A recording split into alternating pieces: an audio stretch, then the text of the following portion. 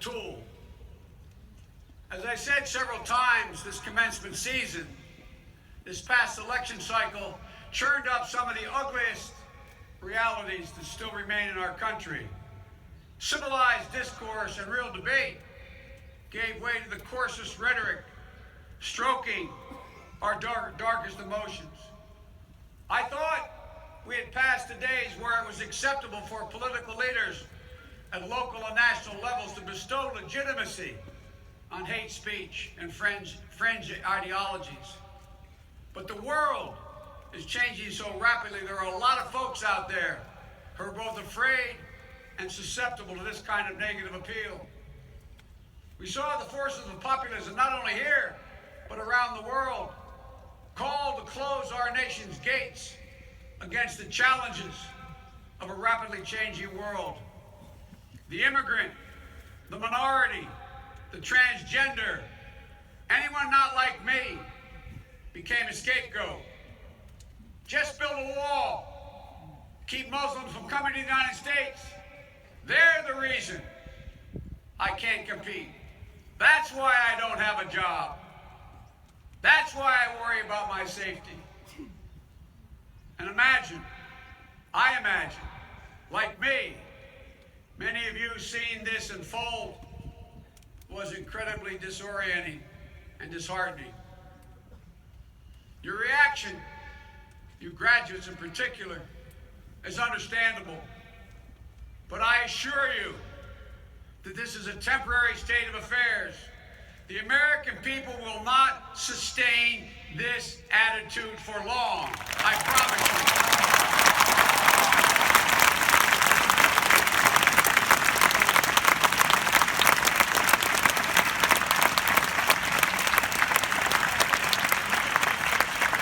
And in moments like this, it's more important than ever that we get back to basics, that we hold fast to what has always made America great and unique. To me, at its basic, it's down to a simple idea that every single person is entitled to be treated with dignity and respect. It's in our DNA. It's in the fabric of our Declaration, our Constitution. It sounds corny, but we do hold these truths self-evident, that all men and women are created equal. It's the uniting feature of what makes us who we are.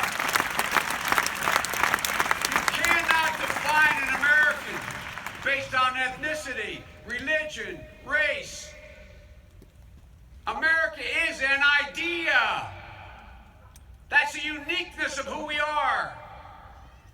And it's embodied in what we say we believe, even when we haven't lived up to our ideals.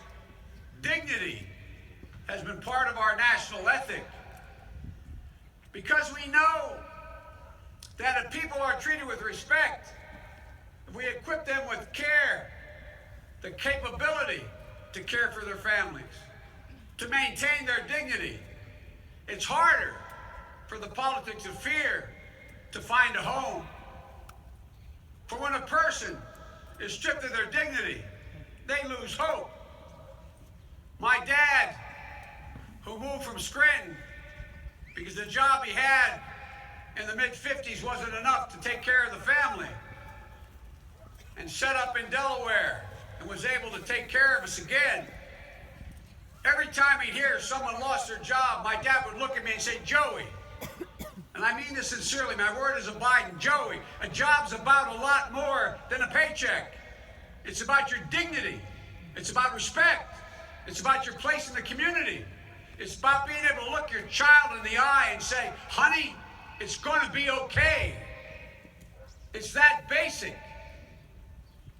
Your parents can tell you the single most helpless thing a parent can face is looking in the eyes of their child with an enormous opportunity or significant problem and know there's nothing they can do to help. Look, folks, the American people aren't looking for a handout. They're not looking for government to solve their problems. But at a minimum, they expect their government to understand their problems. Just understand their problems.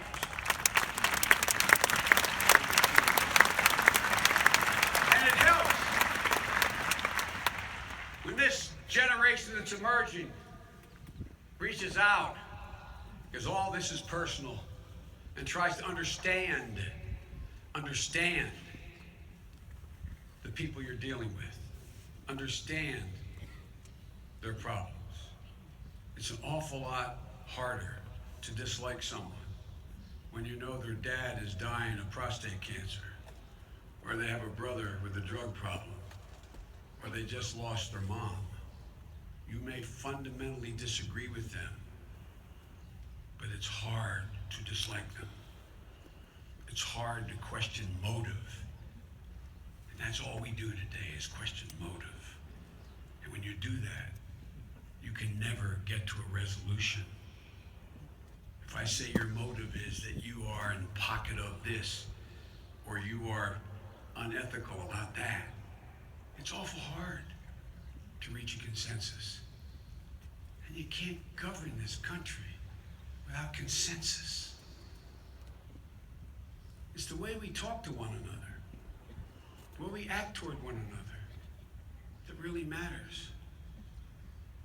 You don't need years of experience or even an Ivy League degree to put this into practice. It's pretty basic stuff. Everything, from your marriage, to your job, to your neighborhood, to your country, works better when we actually take time to look out for the other guy.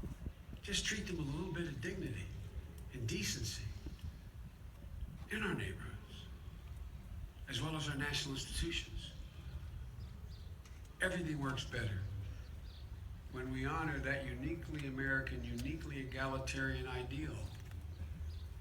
Access to opportunity, and recognize that everyone is entitled to be treated with dignity. It's not that complicated.